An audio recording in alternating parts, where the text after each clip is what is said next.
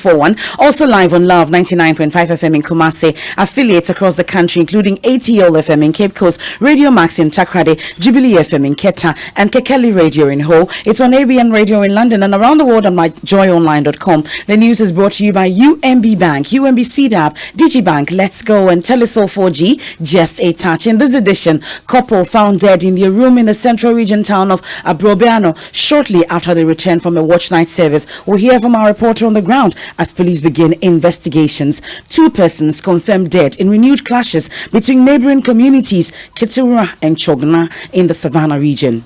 In the course of trying to settle the issue, confusion broke out, which resulted in exchange of fire. As a result of the fight, 2 people were killed.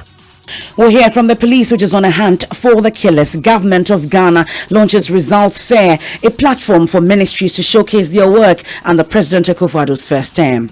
We are giving an opportunity to most of the government ministries and agencies, particularly the 17 priority programs, to come and tell their own story. We'll hear from the Monitoring and Evaluation Minister, Dr. Anthony Akutose. We have sports. Our focus would be on the Ghana Premier League as we hear from CEO of Asante Kotoko, Georgia Marco, ahead of their game against Legon Cities FC tomorrow. And also, if persuasion fails, we have engaged the authorities in Kumasi. The only way that this thing can be solved is that there must be some element of force. Traditional authorities in the Ashanti region worried about filth and indiscriminate hawking in the regional capital. They want that changed. If the politicians are failing in this regard, I think that the chiefs can fill the void. And it's blasting loud in the eateries, pubs and restaurants in Takrade. They take advantage of Utah festivities to promote their own musicians.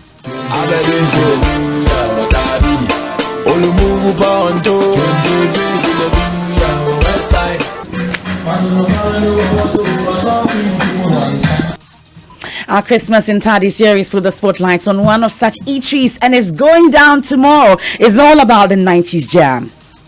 We'll give you details here on the Midday News. If you stay with me, I am Emefa Apau.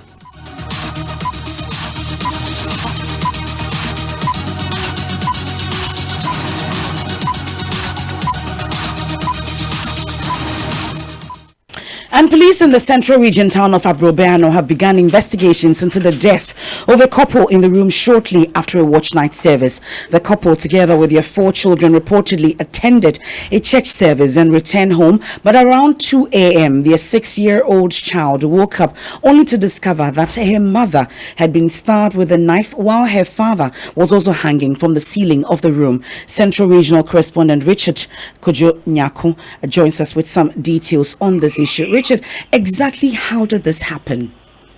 Well, the 2 went for the 31st night service with their 4 kids and returned. In the early hours of 1st January, their son, 6-year-old, woke up to discover that his mother and dad were dead. He saw blood stains on the bed which lay her mother, and also discovered that the father was hanging with the jeans trousers wrapped around his neck. On the bed, according to eyewitnesses, was a pair of scissors with some blood stains on it. The bed sheet was also soaked with blood. The son subsequently raised alarm, upon which residents rushed there, and was a shocking sight to behold. The 2 have not been married for long. The woman came into the marriage with the 4 children, but between the husband and wife, they have no common children. And so the police were called in.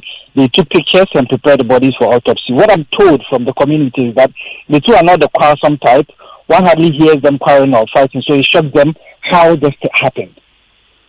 So what's the state of the children now as we speak, considering that there's a 6-year-old child that saw this?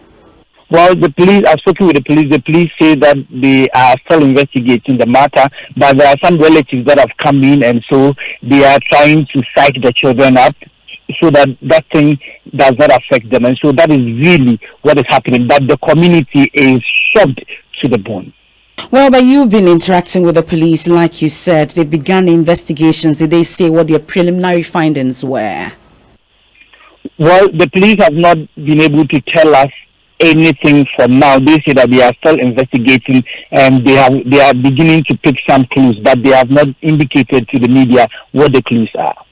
Well, that's my colleague Richard Kujonyako on that incident. He will still be finding out more. And as and when we're able to reach the police also, we'll speak to them. But 2 persons have also been confirmed dead at Nakra, a suburb of the northeast Gunja district of the Savannah region, following renewed clashes over a piece of land between 2 neighboring communities, Kitira and Chogna.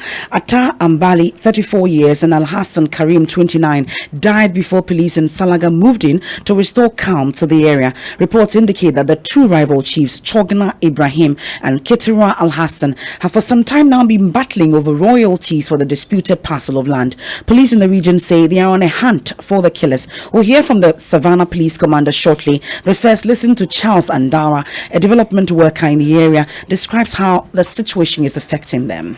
It's sad, but I think we as social workers, what we will only seek the authorities to do is that whatever differences that our brothers are having, the appropriate authorities should at least come to their aid, and other organizations, conflict management organizations, try their possible best, come and then see how to resolve these issues. The others who lost their family are also angry. We are all human beings. Losing a relative is not an easy thing.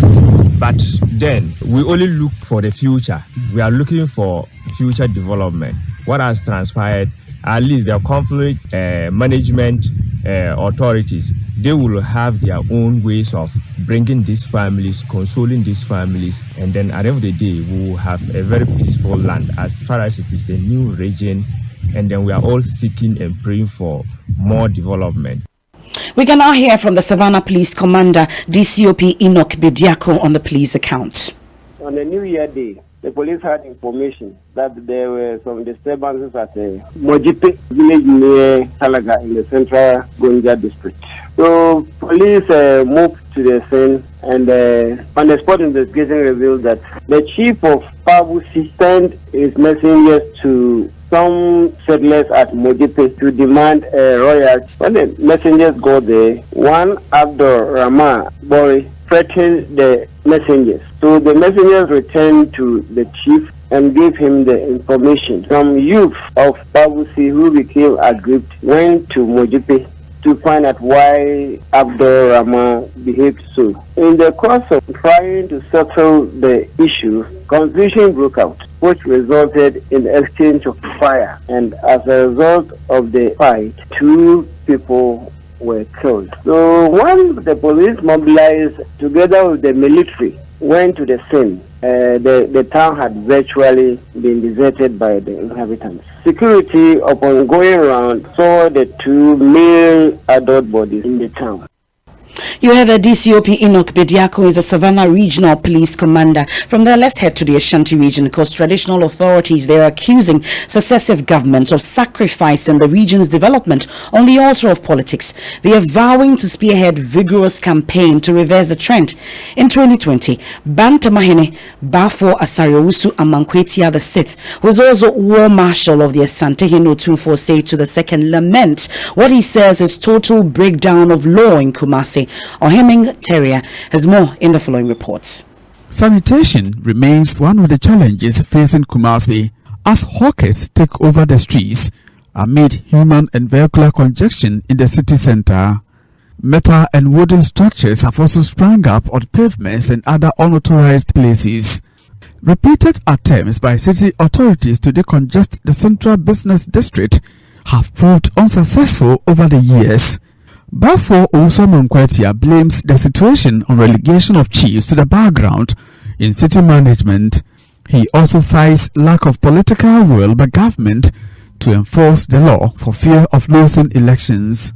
We are being besieged by filth, and then the fact that when you come to Kumasi, for instance, every pavement has become, a shopping place. Everybody is selling on the pavement.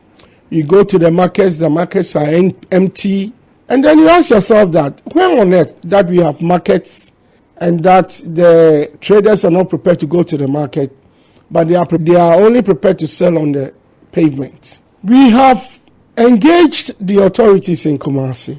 The only way that this thing can be solved is that there must be some element of force to ensure that people go by the bylaws and laws of this country.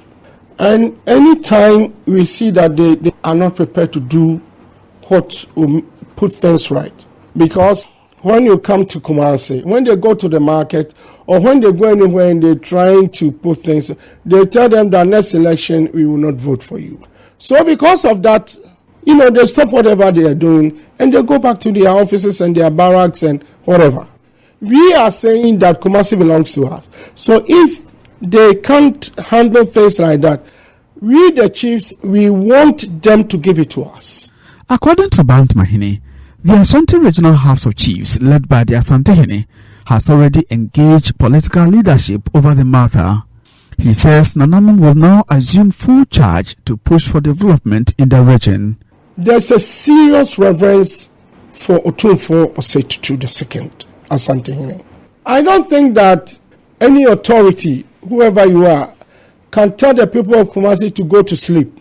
But Otumfuo can tell us to go to sleep and we all go to sleep.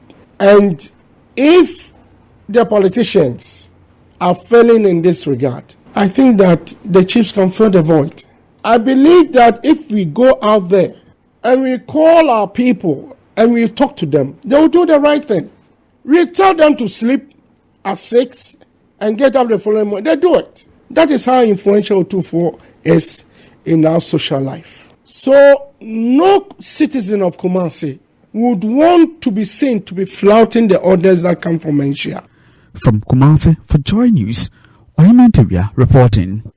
Now let's head to the Volta region town of Agogbe, where finding potable water is a big struggle. Residents have for years depended on dirty pools around the community for drinking water. They blame some common waterborne diseases in the area on their lack of a portable source. The chief of the town, Togbe Kuje Adonchiri, is worried about the situation. Fred Duho was in the area and has filed this report read to you. Ghana's quest to attain the Sustainable Development Goal 6, which focuses on provision of clean water and sanitation for all, will remain a mirage if communities such as Agogbe in the southern districts of the Volta region continue to drink from this water source. Over 12 communities within the Agogbe electoral area remain at risk of waterborne diseases, while children and women are the most vulnerable. The assembly member for the Agogbe electoral area, Mensa Kuje, tells me if their representatives should get their priorities right, it will be possible for basic amenities such as water to be made available to all. Interestingly, our members of parliament are budgeted of over 400 million Ghana cedis to purchase a bulletproof curtains for them. And if I compare this amount to the amount they will use to extend water to this community, I think our members of parliament are not setting their priorities right. Members of a community led by the Avapia of the clan of Teple traditional area, Togbe Kuje Adontri the Sith, have taken their destiny into their own hands to raise 500,000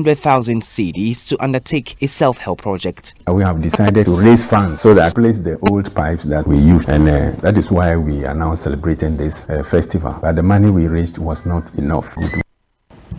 So you hear there, my colleague Fred Duho's report read to you. Now, the government of Ghana has launched what it calls a results fair, a platform from the various priority ministries to showcase what they've done so far. The initiative is being spearheaded by the Monitoring and Evaluation Minister, Dr. Anthony Akutose. This is coming at a time the government has put its performance on the fulfillment of campaign promises at 72%. The fair is themed Delivering Results for Our Citizens, a work in progress. Dr. Osei explain the rationale for the fair. We are given an opportunity to most of the government ministries and agencies, particularly the 17 priority programs, to come and tell their own story. I may know about it. Can they tell you what school feeding is about? We hear about special development initiatives. Everybody thinks it's only about one village, one dam in the northern region. No, it's or ambulances. Normally we don't talk about cabinet things, but I'll try and simplify secret. I do an assessment of all of them, including his is also one of the two programs. But don't get a chance for them to tell their own story. My assessment is limited to what I've agreed with them. So we don't really, even the president doesn't really know all that this ministry does. So we are giving them an opportunity to tell their story to Ghanaians. And that's why we say that it's delivering results for our citizens. It's a work in progress. Monitoring and Evaluation Minister Dr. Anthony Akoto said, but there was a question asked about why there was a need for a fair to showcase government's work results. Here's what transpired between the reporter and the Information Minister Kojo Ponkruma. One that I believe is that the result of the work of these ministries and the government in totality must reflect the lives of the ordinary Ghanaian. And so the question is, do we need a fair to tell us what these ministries have done? And with regards to the fair, what is it going to entail? Are we expected to see ministers with their numerous agencies mount podiums and tell Ghanaians this and this and that is what we have done? What is the fair to entail when all of these things that they are going to telling us, we can be feeling them from the different parts of the country? So do we really need a fair to feel what these ministries are supposed to be doing? So your question is in two parts. The second one is, what does the fair entail? The first one, I'll answer it myself. Do we need a fair when we can feel it? I think the other way of asking the question is, do we need radio stations to tell us the news? Because then we might as well be in the news around us. So we'll put that one aside and deal with the second one of what does it entail. You have the Information Minister Kojo Ponkruma. The job fair comes off from the 14th to the 16th of January. Now, auditors across the country have been directed to report public officers who have failed to declare their assets to the Commission on Human Rights and Administrative Justice (SHRAJ). They are not to inform the institution the person works in once they detect the failure to declare. The directive is contained in a circular issued by the Auditor General Daniel Domelevo to audit staff and firms ahead of commencement of auditing of the 2019 financial year. Here are extracts from the circular from the Auditor General to auditors. The following persons were listed as required to declare their assets and liabilities: the President of the Republic, the Vice President of the Republic, the Speaker, Deputy Speaker, and a Member of Parliament, Minister of State or Deputy Minister, the Chief Justice, Ambassador or High Commissioner, Secretary to the Cabinet, Head of Ministry or a Government Department or equivalent office in the Civil Service, Chairman, Managing Director, Secretary, General Manager, and Departmental Head of a public corporation or company in which the Republic has a controlling interest. Except of that circular from the Auditor General to auditors. Now, Equatorial-based journalist Joseph Ofosu alias Nate has been slapped with 3 counts of defrauding by false pretense for impersonating Director of Communication at the Presidency, Eugene Ahin. He is said to have promised people he would secure them auction cars and have them nominated as Metropolitan, Municipal and District Chief Executives. Court correspondent Joseph Akable joins us with more. Joseph, first, tell us about how the police commenced investigations into the matter. So Mr. Ahin last year reported to the Bureau of National Investigation that he had been informed an individual was going around taking money from people in his name, and so he got the contacts that he had been using to call those people and submitted those contacts to the police investigators who started probing the matter. They've been able to arrest him. So what has investigations revealed so far? They say it revealed that the journalist allegedly asked his victims to deposit various sums into a number of mobile money accounts. One of the accounts is said to belong to his girlfriend. They also picked up the girlfriend. They interrogated her. She informed them that the boyfriend had asked her that some people be sending money to her, and so once she receives it, she'll make the money available to him. And so she only received the money and made the money available to him.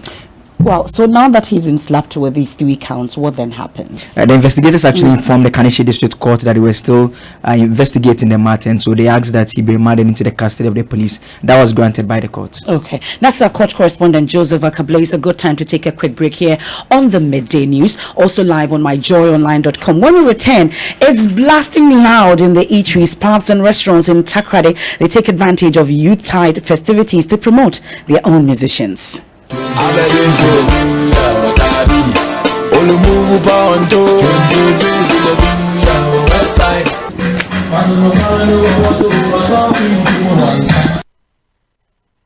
Our Christmas in Tadi series put the spotlight on one of such eateries. We have that after the break. And of course, as we gear up for the official party for the decade, Joy FM 90s Jam. Listen to this. I don't want no scrubs. Scrub is a guy that can't get love from me. Hanging on the passenger side of his best friend's car, trying to holler at her. I don't want no scrub. Scrub is a guy that can't get no love from me. Hanging on the passenger side of his... was established in 1972 as the premier bank for the corporate and private sector in Ghana. From our very beginning, as the only Ghanaian bank serving all categories of businesses, we set a standard for excellence and innovation over the past 45 years. We've built a financially healthy and strong bank, demonstrated our commitment to our customers and to growing businesses, and exhibited originality and innovation at every turn. At UMB, our focus is built around people, service, products, and technology. These are the key to our present success and our future triumphs. At UMB, we're poised to make a difference not only with our customers, but also in the banking industry. We invite you to share in our future. Our future starts now with you.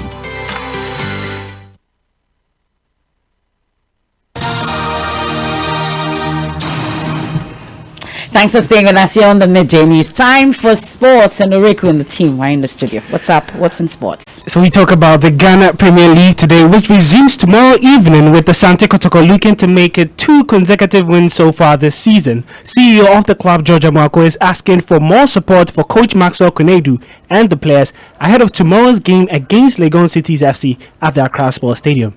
I think that this is a coach of their choice and of the choice of management. And together, if we support him, we should be able to get him to deliver. I would only expect the supporters to have time for him, patience, and support for him. And the rest of it will come as a matter of course.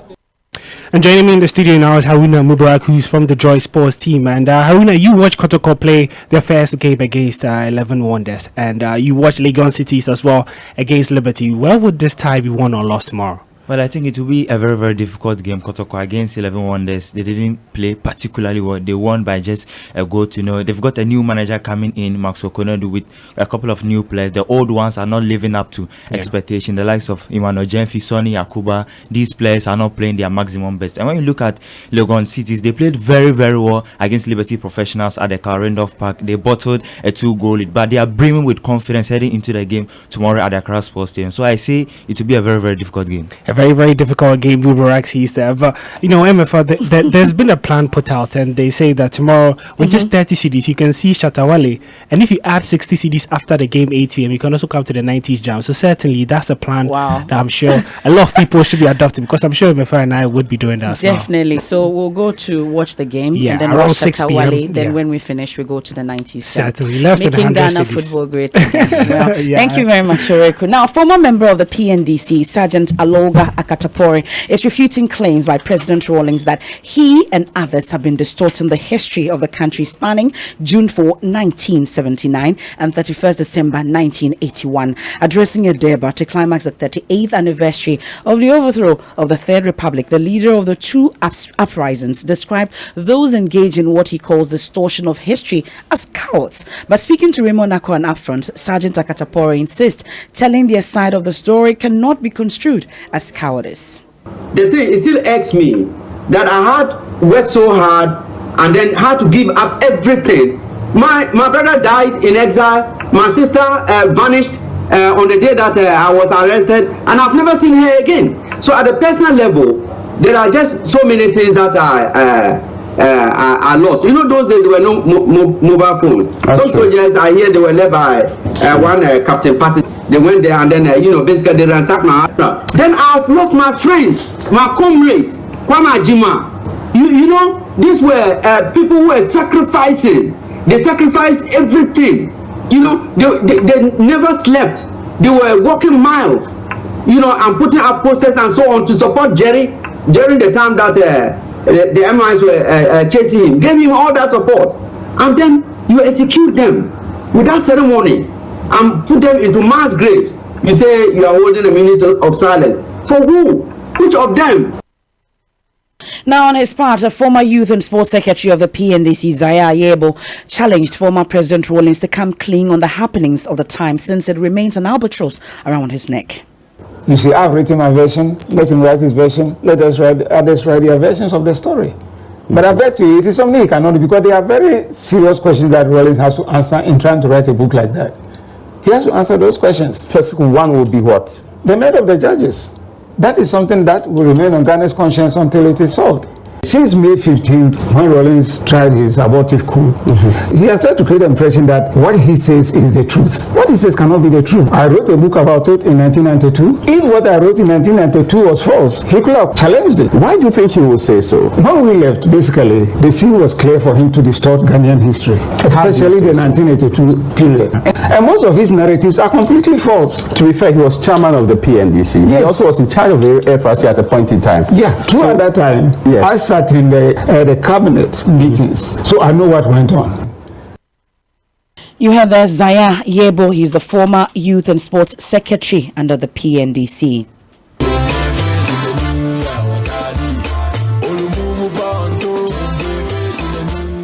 Now, at the pubs and in the restaurants, it is blasting loud in the speakers. It is arguably the official theme song for Christmas in the Western Region city of Takrady. But as my colleagues Komladum and Mapitso Sibidi reports, there is more to this than meets the eye. In our Christmas in Tardy series today, we put the spotlight on one of such eateries where patrons are treated to 100% music by artists from the region. Let's find out why. Embedded among the thousands of fun having masqueraders through the market circle, you could easily forget you've not had lunch. And for foodies like myself, Maps and Gomez, it was like we had not eaten for days. I probably was attracted to the aroma of food wafting from an eatery along the stretch. From outside, I can hear one of Kofi Kinata. In fact, I can hear Kofi Kinata's voice. I don't know which song it is though. Let's just get in while we have our supper. We also, get to experience the song that's been played. So they are currently playing one of my favorite songs. I'm just waiting for the favorite part, which is the food that I'm going to have. The food was good. But what was more intriguing for us was this. Right as you enter, you see his picture on the wall of fame. We can see Nelson Mandela. We can see Cristiano Ronaldo. You can also see Lionel Messi. And so Kofi Kinata joins an elite class of personalities that have lined up in this particular restaurant. And it's amazing. I mean, it's gratifying to see that they are sort of elevating one of their own, that high. I also think it shows how much respect they have for him.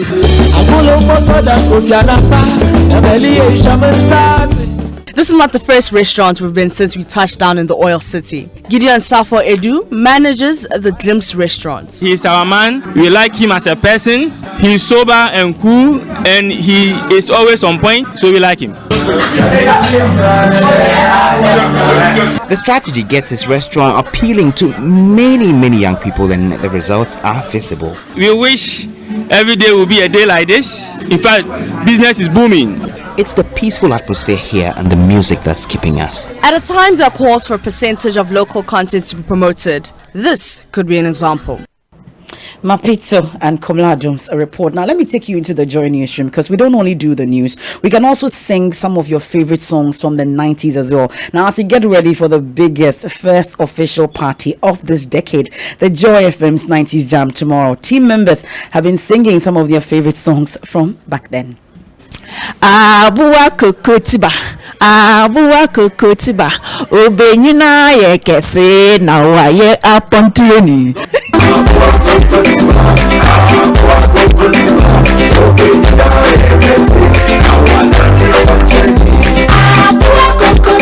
Ola kwakwi kwe no ben laji na fuabi chiobenke in love mokola kwakwi Lala, afidembeni, lajomo, koyate, naini, mokola kwakwe, Komode Abraham Miraho, Mifa Mehonte, Dara Mesrao, Mediodon to Mapa, Nebe Frau, Ahoma Sepobwa, Nebe Xiao, Tuntum Sayo, Wire Crad, Masevo One, Mawati and Wow, She about Pani, Kwami Sansani.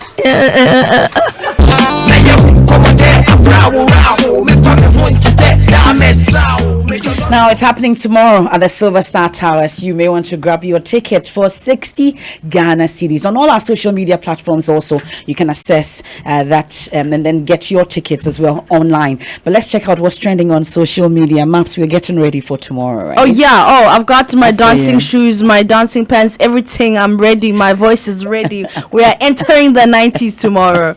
All right.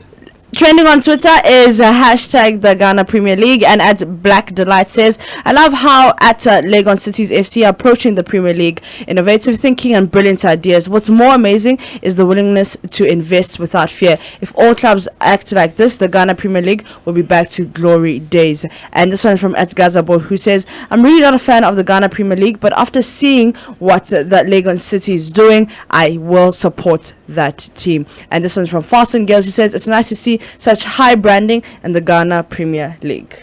Well, we're making that football great. Definitely we'll all be at the stadium. Then we head to the Silver Star Towers for the 90s jam. There's more news when you log on to myjoyonline.com. I am Emefa Apau. Thanks so much for your company.